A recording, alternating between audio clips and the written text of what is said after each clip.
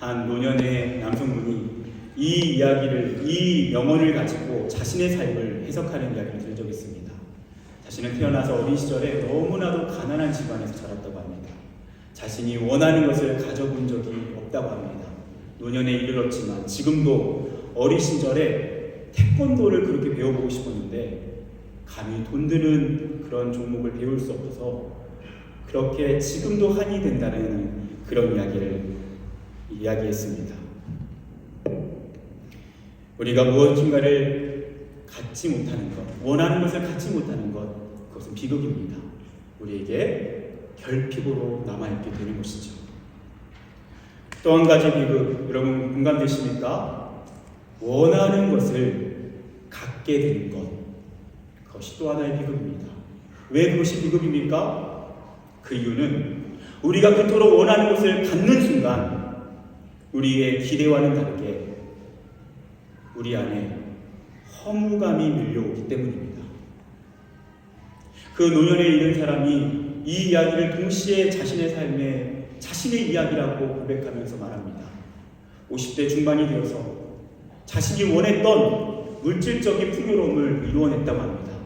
정말 젊은 시절부터 낮과 밤을 가리지 않고 최선을 다해서 자신이 원하는 수준의 소득을 이루어냈고 물질적인 안정감을 확보했습니다.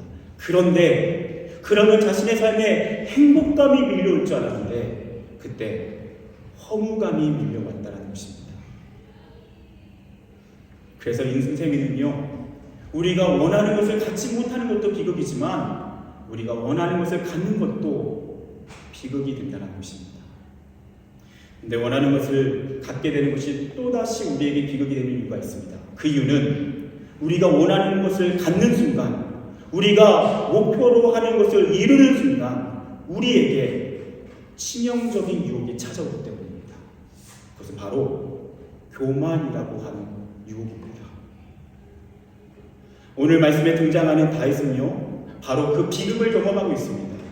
그는 목동이었습니다. 누구에게도 인정받지 못했던 결핍의 나날들이었습니다.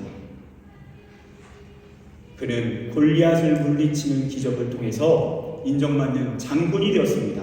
그런데 사울 왕에게 찍히게 되어서 그 젊은 나날을 도망자 신세로 광야에 떠도는 비참한 인생으로 살아갑니다.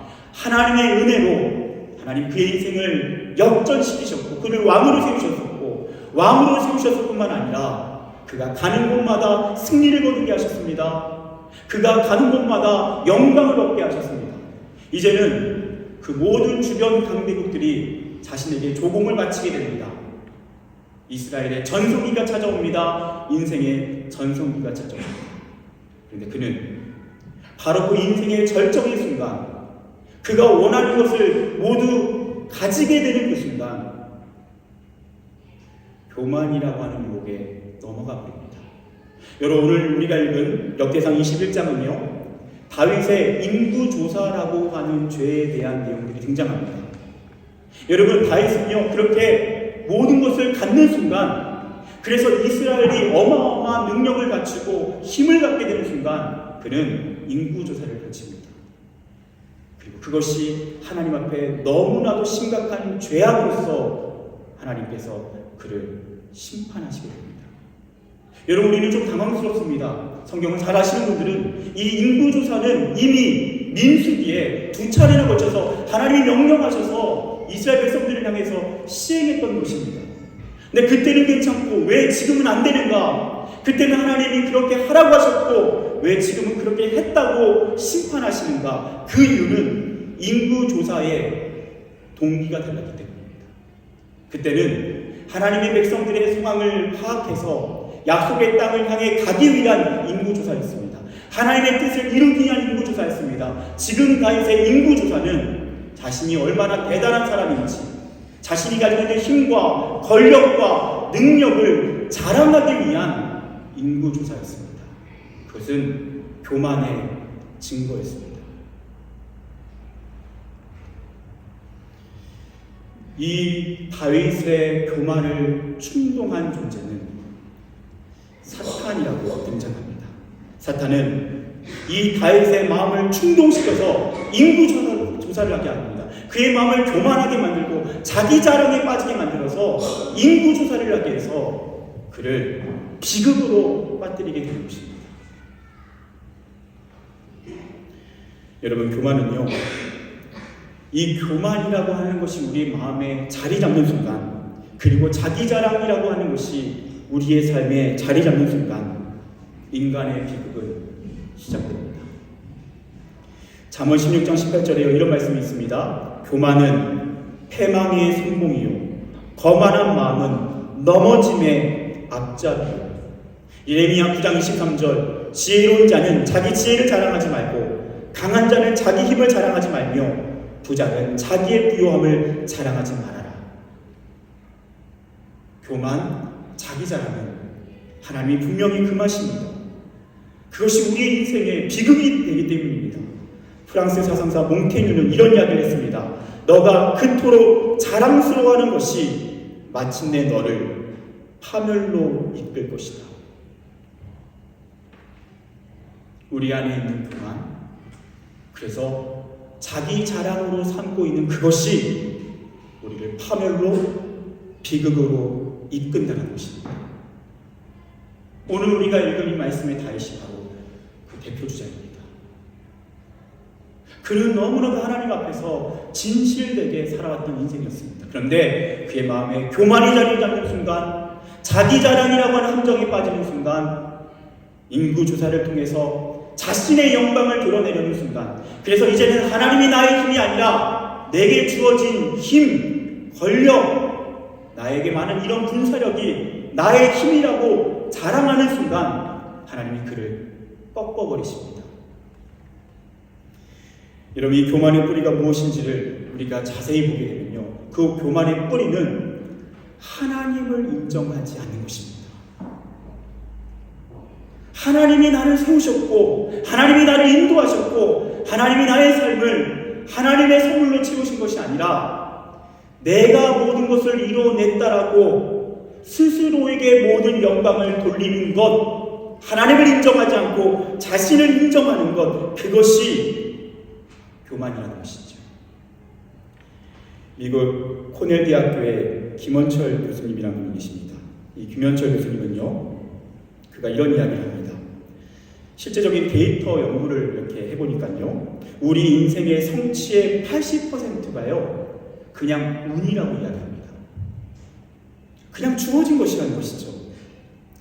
실제적으로 연구를 해보니까 어떤 것이 그 사람의 인생을 결정하는가, 태어난 나라가 그 평생 소득의 50% 이상을 결정한다고 합니다. 여러분 동의하십니까? 여러분, 우리가 만약에 대한민국에 태어나지 않고 프랑스에 태어나지 않고 만약에 북한에서 태어났다면 지금 우리의 인생은 어떻게 되었을까요?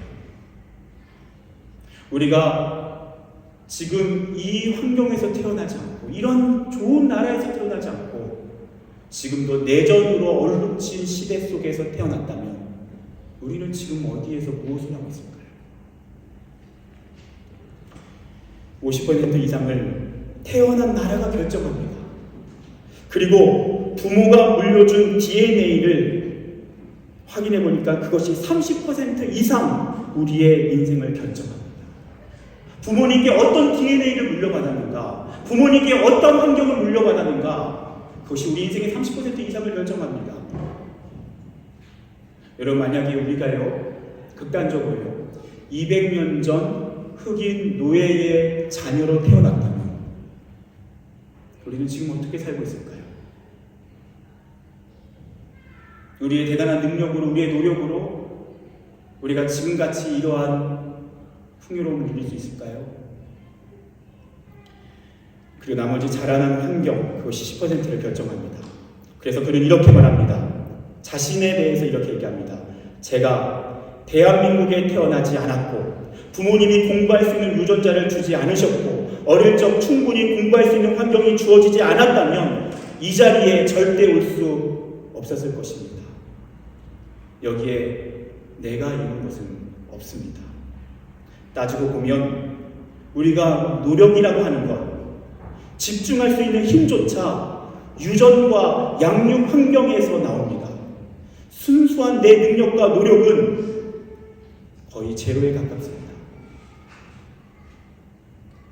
그래서 그는 이렇게 얘기합니다. 인생의 80% 이상은 운이었습니다. 근데 그는요, 크리스천입니다. 그러면서 그는 이렇게 얘기합니다.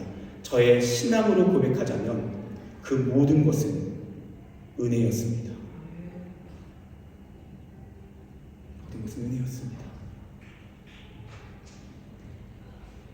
그래서 그는 말합니다. 하나님이 우리에게 더 주신 이유는 그것은 은혜이고 내가 마땅히 누려야 할 걸리기 이전에 하나님 우리에게 더 주셔서 누군가를 섬기기 위해 주신 것이랍니다.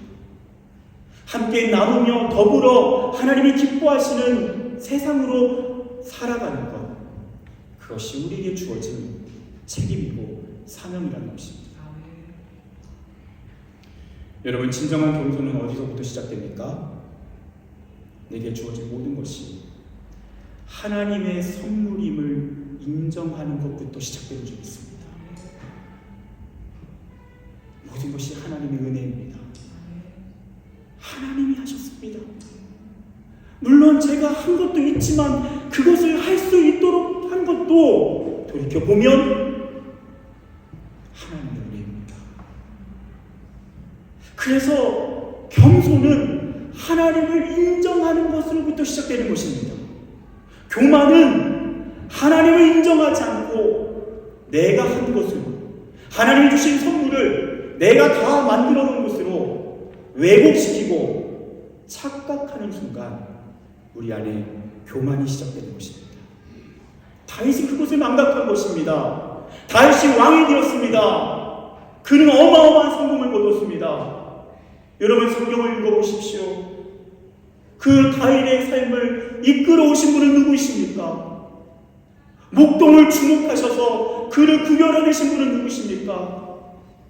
비참하게 도망자 신세로 광야를 떠날 때 그를 죽을 위기에서 건지셔서 그를 왕으로 세우신 분, 그것이 다윗의 능력입니까? 아닙니다. 그는 그저 하나님이 펼쳐놓으신 길 안에서 순종했을 뿐입니다. 믿음으로 한 걸음 내딛었을 뿐입니다. 근데 그 내딛을 수 있는 용기도 하나님의 은혜였습니다. 다윗은 그것을 착각한 것입니다. 여러분은 겸손한 사람입니까? 교만한 사람입니까? 다른 말로 여러분의 삶에 이루어진 그 모든 은혜가 하나님께서 허락하신 것으로 하나님을 인정하십니까? 아니면 나의 공로로, 내 능력으로, 내 스펙으로 이뤄낸 나의 훈장으로 여기십니까? 하나님은 하나님을 인정하는 겸손한 인생에게 은혜를 베푸십니다. 그런데 오늘 말씀에서는요, 다윗은 그렇지 못했다라고 분명히 나옵니다. 그는 교만했고 자기 자랑했고 그리고 인구조사를 합니다. 여러분, 우리가 교회에서도요 정말 조심해야 될 게요, 우리가 교회에서 특별히 저 같은 목회자가 조심해야 될 게, 교회의 성도수가 많아지고 든든해지고 재정이 많아져서 그것을 자랑거리로 삼는다. 위험합니다. 우리 인생도 마찬가지입니다. 우리 삶에 무엇인가가 계속해서 풍성해지고 우리 삶에 많아지고 넘쳐난다고 해서 그것을 자랑한다? 하나님을 높이는 것입니다. 하나님을 높여야 하는 것입니다. 하나님은 그의 교만에 대한 책망과 함께 엄청난 벌을 내리십니다. 이스라엘 백성의 7만 명이 전염병으로 고통당하게 하십니다. 여러분, 죄는 영향력입니다. 죄가 무서운 게요, 죄는 나 한 사람의 죄로 끝나지 않습니다. 예를 들어서 집안에서 가장의 잘못과 가장의 죄가 그 가장 한 사람에 의해서 끝나지 않습니다. 그 죄는 반드시 사랑하는 자녀들에게도 미칩니다. 한 나라의 대통령, 한 나라의 권력자가요 범죄하면 그것은 그 사람의 잘못으로 끝나지 않습니다. 그 범죄가, 그 뒤에 감춰져 있던 죄악이 나라 전체를 병들게 해서 가장 미천한 한 사람에게 이르기까지 그 죄는 영향력으로 확대되는 것입니다. 다윗의 죄는 바로 그런 죄가 된 것입니다. 다윗은 자신의 교만이 얼마나 끔찍한 죄인지를 깨닫습니다. 그리고 그는 21장 17절에 이렇게 회개합니다. 명령하여 백성을 계수하게 한 자가 내가 아니니이까 범죄하고 악을 행한 자는 곧 나니이다. 이 양떼는 무엇을 행하였나이까? 청하건대 나의 하나님 여호와여 주의 손으로 나와 내 아버지의 집을 치시고 주의 백성에게 재앙을 내리지 마옵소서. 그는 하나님 앞에 통곡하며 부르짖습니다. 가슴을 찢으며 회개하는 것입니다. 다 저의 잘못입니다. 다 제가 한 것입니다. 나의 사랑하는 백성들을 불쌍히 여겨주시고 그 모든 죄를 저에게 돌려주십시오. 그는 하나님 앞에 철저히 회개합니다.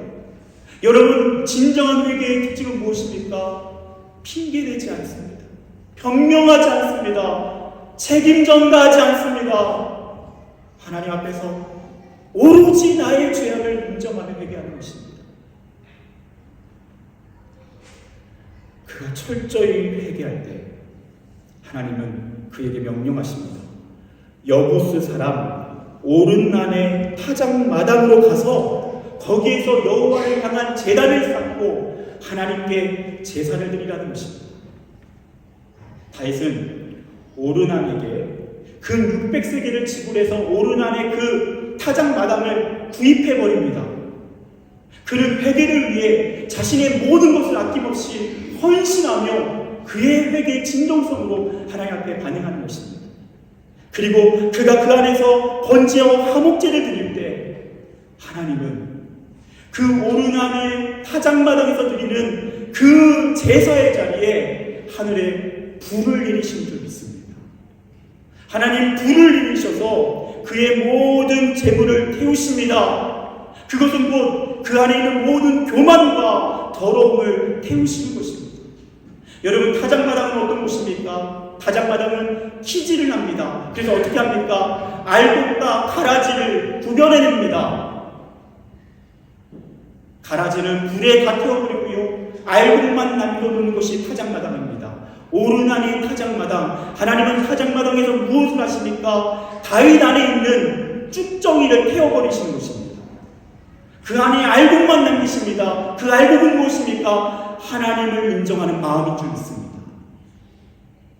하나님만을 높이게 하시는 겁니다. 그 안에 있는 모든 교만의 쭉정이를 다 불에 태워버리시고 그를 순결하게 하시고 겸손하게 하시고 진실하게 하십니다. 이런 또한 놀라운 것이 있습니다. 하나님이 그 오르난의 타작마당을 데리고 가셔서 거기에서 제사를 받으시고 불을 내리시면서 그에게 알려주십니다. 그것은 무엇입니까? 바로 이 자리가 나의 성전을 세울 곳이다. 오늘 말씀의 28절에 이때 다시 여호와께 여부스 사람 오르난의 타작마당에서 응답하심을 보고 거기서 제사를 드렸으니, 이 말은 그때부터 여기에서 제사를 드렸다는 것입니다. 그 전에는요, 기본 산당에서 예배를 드렸는데 이제는 이곳 오르난의 타작마당에서 예배하기 시작합니다. 22장 1절에도요, 다윗이 이르되 이는 여호와 하나님의 성전이요 이는 이스라엘의 번제단이라 하였더라. 그것이 하나님의 성전의 자리라는 것입니다. 솔로몬은 그 자리에 하나님의 거룩한 성전을 세우게 됩니다. 네, 여러분, 더 놀라운 게 무엇인지 아십니까? 역대하 3장 1절을 보니까요, 이 성전을 세우는 자리에 대해서 이렇게 설명합니다. 솔로몬이 예루살렘 모리아 산에 야훼의 전 건축하기를 시작하니 그곳은 전에 야훼께서 그의 아버지 다윗에게 나타나신 곳이요 여부스 사람 오르난의 타작마당에 다윗이 정한 곳이다. 여러분, 여기서 오르난의 타작마당의 위치가 어디인지를 설명하는데요. 어디라고 얘기합니까? 모리아산이라고 이야기합니다. 모리아산이 오르난의 타작마당이라고 이야기합니다. 무슨 말입니까? 여러분, 모리아산이 어디입니까? 모리아산은 아브라함이 하나님의 명령을 따라 소중한 독자 이삭을 하나님께 바친 곳입니다.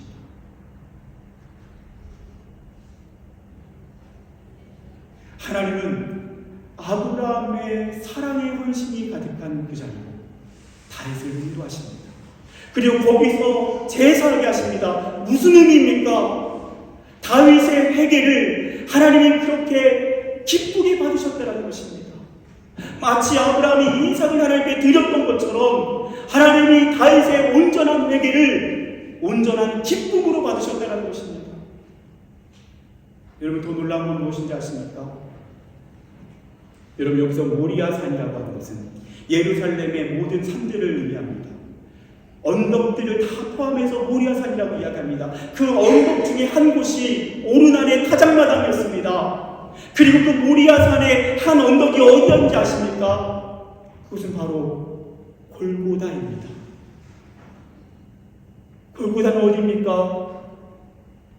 예수님이 우리를 사랑하셔서 자신의 온몸을 찢기면서 우리를 향한 사랑을 확증하신 자리인 줄 믿습니다. 하나님은 오늘 다윗을 자신의 교만과 죄악을 철저히 회개할 때 하나님은 그를 어디로 인도하십니까? 하나님을 거룩하게 예배하는 성전의 자리로 인도하십니다. 그것을 아브라함이 이삭을 바친 헌신으로 여겨주십니다.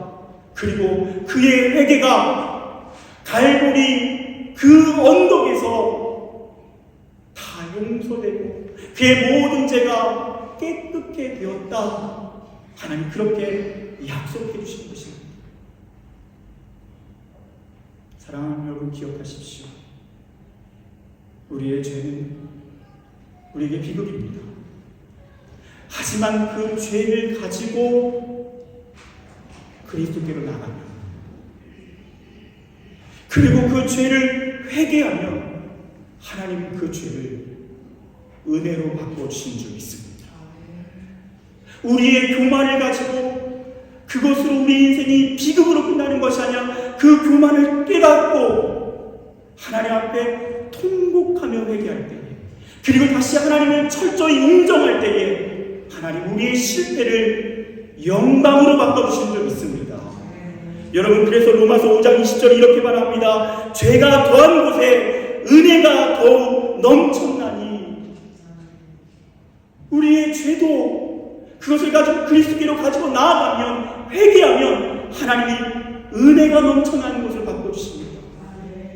여러분, 그래서 성모 오스틴이 이런 얘기를 했습니다. 오 펠릭스 풀파, 무슨 말입니까? 오 복된 죄여, 오 복된 죄여. 죄를 짓는 것이 잘하는 것이라는 얘기 아닙니다. 우리의 죄악 가지고 그리스도께로 가지고 나아가면 하나님이 그 죄를 복된 은총으로 바꿔주신다는 것입니다. 죄도 은혜가 된다는 것입니다. 실패도 영광이 된다는 것입니다. 오 복된 죄요, 오 펠릭스 풀파.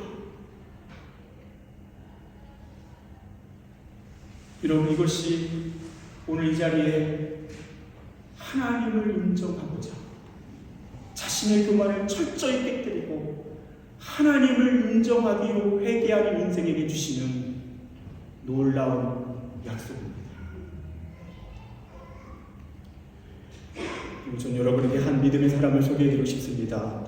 여러분 아시는 분들은 또 아시는 분인데요, 박보용 목사님이라고 하는 분입니다. 이분은 피부과 병원 의사였습니다. 참 잘나가는 의사였습니다. 이분의 성장 배경은요, 할아버지가 감리교 송자라고 불려지는 박용익 목사님이셨고, 그의 아버지는 부흥사 박장훈 목사님이라고 하는 유명한 목회자 가정에서 자라납니다. 그런데 어린 시절 그는 아버지의 교회에서 신앙생활을 하다가 성도들끼리 서로 싸우는 모습을 보면서 그는 마음에 확신합니다. 하나님은 없다.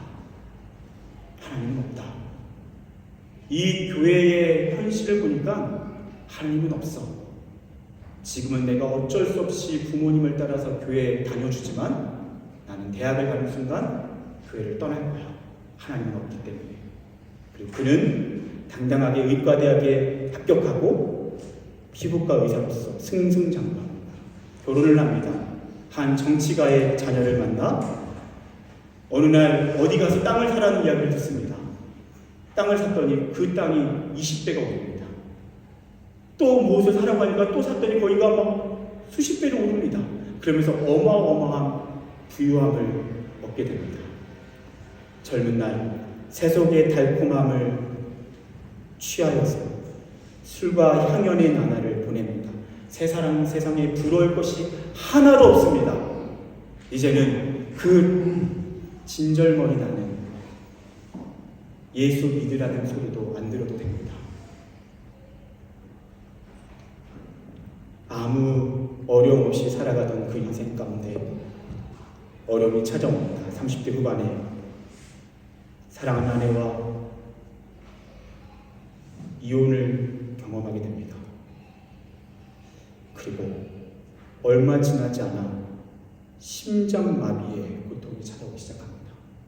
갑자기 숨도 쉬어지지 않을 만큼 심장이 막 미친 듯이 뛰는 그런 어마어마한 고통을 겪게 됩니다. 그래서 자신이 의사하지 않습니까? 그래서 처음 심장마비가 왔을 때 내가 3분 안에 죽겠구나라고 확신했다고 합니다. 그래서 응급실에 겨우 실려가서 겨우 살아나고 또 심장마비가 오면 또 병원에 가고 그런 나날들을 살아갑니다. 자신이 의사니까 누구보다 잘합니다. 나는 이미 끝난 인생이야. 나는 이미 얼마 안 남았어. 그러던 어느 날 그의 작은 아버지가 그에게 전화를 합니다. 내가 있는 기도원에 와서 잠깐 왔다 가라. 그래서 이제 얼마 안 남았다는 걸 알기 때문에 인사라도 드려야겠다는 마음으로 찾아갑니다. 그리고 그 찾아간 마음에 없는 그 자리에서 하나님의 음성을 듣습니다. 나는 너의 하나님이다. 너는 나의 종이다. 이분이요, 이야기를 듣고 철저하게 합리주의자고 유물론자가 되었기 때문에 이것을 정신착란 현상으로 받아들이고 거부합니다. 근데 하나님이 계속해서 말씀하시는데요, 기적적인 증거를 통해서 계속 그에게 살아계신 하나님을 나타내 주십니다. 그도 기도합니다. 하나님, 나를 한번 믿게 해보십시오. 그래도 계속해서 믿지 않습니다. 하나님의 음성을 거부합니다. 그러다가 하나님이 그에게 말씀하십니다. 내가 너가 도저히 거부할 수 없는 방식으로 나의 살아있음을 드러내겠다. 그것은 그의 심장을 고치시는 것이었습니다. 어떤 흰 존재가 나타나 그의 심장에 손을 넣습니다. 그리고 그의 심장을 고치는 능력으로 역사합니다. 그는 환상을 본 것이라고 여겼습니다. 그런데 그때부터 심장이 정상으로 돌아옵니다. 그리고 밖을 뛰어봤는데 도저히 뛸 수 없었던 그 심장이 정상적으로 호흡하게 되고, 그는 의사이기 때문에 이것은 도저히 있을 수 없는, 이거는 기적이라고밖에는 설명할 수 없는 치유라는 것을 확신합니다. 그리고 거기에서 그는 회개합니다. 철저히 회개합니다. 그리고 그는 얼마나 자신이 교만한 인생이었는지, 어떠한 죄악보다도 하나님을 인정하지 않는 것, 하나님의 살아계심을 거부하고 하나님을 인정하지 않고 살았던 것이 얼마나 철저한 교만인지를 깨닫고 철저히 회개합니다. 그는 그의 나이 39세에 그의 의사 면허증을 찢어버리고 신학대학교를 들어갑니다. 그리고 전 재산 30억이 넘는 그 돈을 가난한 사람과 개척교회에 다 나눠줍니다. 그리고 용산역에 노숙자 사이로 들어가서 그들과 함께 지내기 시작합니다. 그리고 지금은 비행 청소년들을 품고 그리고 오늘날 수많은 사람들에게 하나님의 살아계심을 증거하는 종으로 살아갑니다. 여러분 기억하십시오. 우리 인생의 가장 큰 교만은 하나님을 인정하지 않는 것입니다.